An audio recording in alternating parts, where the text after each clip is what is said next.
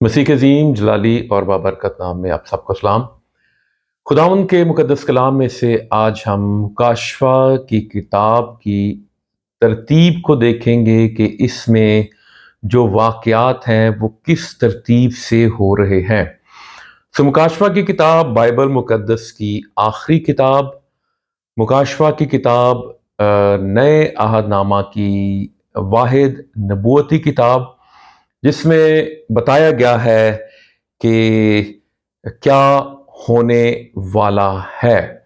मैं समझता हूँ कि इन दिनों हमें ज़रूर मुकाशवा की किताब का मुताला करना चाहिए और मुकाशवा की किताब को बनज़र अमीक गहरे तौर पर हमें पढ़ने की ज़रूरत है।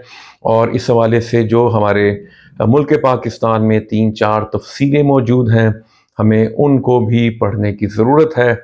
और इंग्लिश में भी जो तफसीरें आप पढ़ सकते हैं, ज़रूर उनको पढ़ें। और जो मुस्तनद जो लिखारी हैं, जो राइटर्स हैं, उनकी तसनीफ़ आप ज़रूर पढ़ें।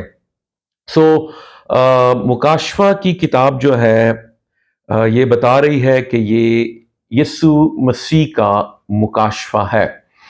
और अगर हम पहला, दूसरा और तीसरा बाब पढ़ें तो इसमें खुदावंद यीशु मसीह 7 कलीसियाओं को खत लिख रहे हैं।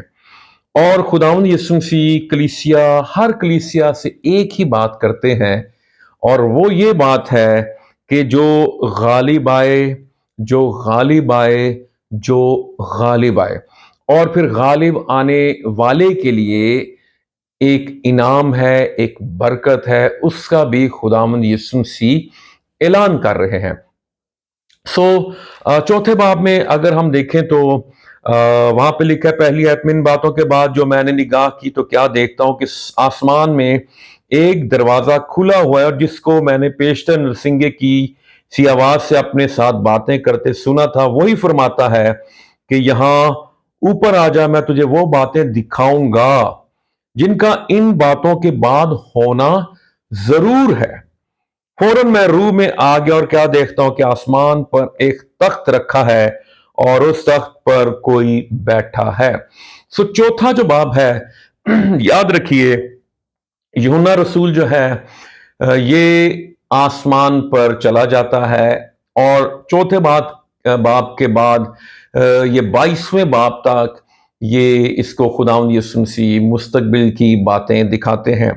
लेकिन जब वो आसमान पर जाने लगता है, जाने से पहले 3 जो चैप्टर्स हैं, ये 7 खतूत खुदावंद यीशु मसीह ने 7 कलीसियाओं को लिखे। और यूहन्ना जो चौथे बाब में आसमान पर चला जाता है, ये स्कॉलर्स इस बात पे मुत्फिक हैं कि इसी तौर से कलीसिया भी आसमान पे उठाई जाएगी, यानी रैप्चर हो जाएगा। और यहाँ पर बतौर यूहन्ना एक नुमाइंदा के वो आसमानों पर जाता है। और चौथे बाब से लेके 19वें बाब तक कलीसिया आपको आसमान पे दिखाई देती है। और फिर 19वें बाब में हम देखते हैं कि कलीसिया जो है वो जमीन पर हमें उतरते हुए दिखाई देती है, नजर आती है। लेकिन एक बात खास मैं यहाँ पर आपके गोश गुजार करना चाहता हूँ, और वो ये बात है कि इससे पहले कि रैप्चर होता, जो चौथे बाब में हमने जिसका जिक्र किया, उससे पहले खुदावंद यीशु मसीह कलीसियाओं को तंबीह कर रहे हैं, कलीसियाओं को नसीहत कर रहे हैं, और उनको गालिब आने की तलकीन कर रहे हैं, और फिर अजर की बात कर रहे हैं। और अगर कोई कमजोर है, अगर कोई नीम गर्म है, अगर कोई ठंडा पड़ चुका है, खुदावंद यीशु मसीह से सरगर्म होने की बात करते हैं। खुदावंद यीशु मसीह और बहुत सी बातें करते हैं कि जो बरकतें नेमतें तुझे मिली वो मिटने को हैं, वो खत्म होने को हैं, तो मजबूत हो जा, जागता रहे, गालिबा। यीशु मसीह यही बातें कर रहे हैं। इसका मतलब यह है कि रैप्चर से पहले हमें इन बातों को कलीसिया तक पहुंचाना है कि जैसे जैसे यीशु मसीह की आमद करीब है, बदी और गुनाह जो है वो भी जोरों पे है, और इब्लीस को भी ये पता है कि मेरा थोड़ा ही वक्त, मेरी थोड़ी ही मुद्दत बाकी है। ابلیس نے تو توبہ نہیں کرنی، ابلیس نے تو اپنا کام بھرپور انداز میں کرنا ہے۔ اس کی جو ناپاک روح ہے وہ ایکٹیو ہے، وہ بڑی سرگرم ہے، اور اس کی پوری کوشش ہے کہ خاندانوں کو بگاڑا جائے، اور کلیسیا میں بگاڑ پیدا کیا جائے، لیڈرشپ میں بگاڑ پیدا کیا جائے، ان کو آپس کے جھگڑوں میں الجھایا جائے، اور جو لیڈرشپ ہے، قیادت ہے، اس کو گناہ کی طرف راغب کیا جائے، مائل کیا جائے۔ اور زیادہ تر آج کل جو اگر آپ پوری دنیا کی کلیسیا کا بنظر عمیق مطالعہ کریں، اور آپ دیکھیں گے کہ پیسے کی دوڑ ہے، ایک ہوس ہے، ایک لالچ ہے، ایک طمع ہے۔ سو خوب سے خوب تر کی تلاش ہے، اور منسٹری کو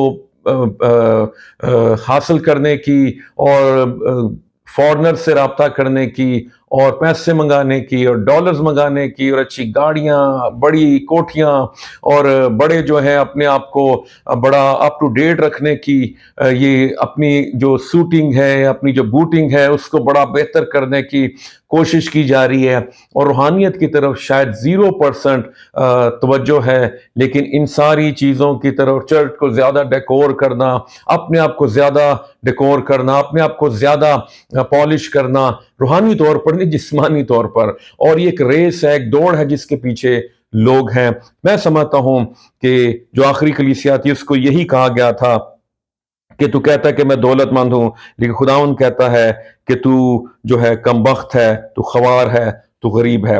سو خداوند یسوع مسیح ریپچر سے پہلے، یوحنا کے آسمان پہ جانے سے پہلے کلیسیاؤں کو تنبیہ کر رہا ہے، اور اس کے بعد بہت سے لوگ اس بات کا بھی اس کو غلط تفسیر کرتے ہیں۔ چھٹے باب میں یاد رکھیے جب 7 مہریں کھولی جاتی ہیں، سو یہاں پہ جو 7 سالہ بڑی مصیبتوں کا آغاز ہو جاتا ہے، اور اس میں آپ کو سفید گھوڑا نظر آئے گا، اس کے بعد آپ کو لال گھوڑا نظر آئے گا، اس کے بعد آپ کو کالا گھوڑا نظر آئے گا، اور اس کے بعد آپ کو زرد گھوڑا نظر آئے گا۔ اور پھر اگر آپ ان کو پڑھتے چلے جائیں تو آپ پڑھیں گے زرد گھوڑا، جس کے بارے میں لکھا اس کے سوار کا نام موت ہے، اور عالم ارواح اس کے پیچھے پیچھے ہے، اور ان کو چوتھائی زمین پر یہ اختیار دیا گیا کہ تلوار اور کال اور وبا اور زمین کے درندوں سے لوگوں کو ہلاک کریں۔ سو یہ 7 مہریں، ریپچر جب ہو جائے گا، کلیسیا آسمان پہ ہوگی 7 سال کے لیے، تو نیچے 7 سالہ بڑی مصیبت ہوگی۔ اس کے بعد اگر ہم دیکھیں، سو 7 مہروں کے بعد 7 نرسنگے جو ہیں، یہ بھی آفت ہیں، یہ بھی غضب کی علامت ہے۔ سو 7 سالہ بڑی مصیبت ہوگی، اور اس میں انتہائی آسمانوں سے اور زمین پر اور عجیب قتل و غارت اور خون خرابہ، اور یہ زمین رہنے کے قابل نہیں رہے گی۔ اور پھر اس کے بعد اگر ہم دیکھیں تو خدا کے قہر کے 7 پیالے بھی انڈیلے جا رہے ہیں، خدا کا قہر، خدا کا غضب انڈیلا جائے گا۔ سو ہمارے لیے کیا اس میں میسج ہے؟ ہمارے لیے یہ میسج ہے کہ یسوع مسیح نے اپنا مکاشفہ دیا، یسوع مسیح نے مستقبل کے بارے میں مجھے اور آپ کو سب کچھ بتا دیا۔ سو ہمیں یسوع مسیح پر ایمان لانا ہے، ہمیں یسوع مسیح کی خدمت کو بھرپور انداز میں کرنا ہے، ہمیں باہر کی طرف نہیں دیکھنا، ہمیں اندر کی طرف دیکھنا ہے، اپنے وسائل کی طرف دیکھنا ہے۔